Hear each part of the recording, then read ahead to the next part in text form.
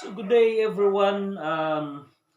Kini nga video is review atong tunneling nga racket nga katong video nga ako ang gikuan pagpalit ani nga racket na dire or nasa description. So after mga pila ka months na akong gamit ani nga racket, um, maayo ba siya nga gamiton para sa para sa advanced nga mga players bitaw?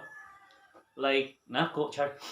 Like nimo nga naa diri karon kung gusto ka mo palit ani nga racket, naa daghan dito sa Lazada, sa Shopee din. Kani nga racket napalit na ko ni og mga 1,000 kapin. Dayon 1,000 kapin, nalimot na ko basta 1,000 kapin ni siya. Flexi, dayon isometric, 22 ka strings pasaka, 22 ka strings paubos, dako siya ulo. Ang tension niya is built-in na ni 25 pounds. Dayon flexi, unay og 52 grams 10U. Base sa akong experience sa paggamit ani, nakaingon ko na maot siya gamiton kung ang imuhang dula is kanang bug-up dayon mga advanced na ka nga player ba. Kay ngano mo vibrate siya inig smash nimo, inig jump smash bitaw nimo, mo vibrate siya diri mo vibrate then hinay ang kuan, hinay ang lupad sa bola.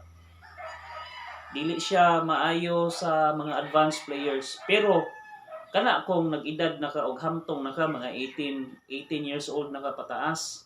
Pero kung elementary nga mga players sama ng mga grade 3, grade 3, grade 4, grade 5, grade 6 nga mga babayi or mga bag-uhay lagi kay nga mga nang gidula, bagay ni siya tanli.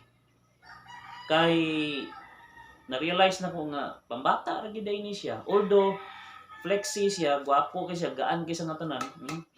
25 gud ang tension ani. Pero overall dili ko mag-recommend ninyo ani. I suggest mo palit mo adtong kuan katong Yonex,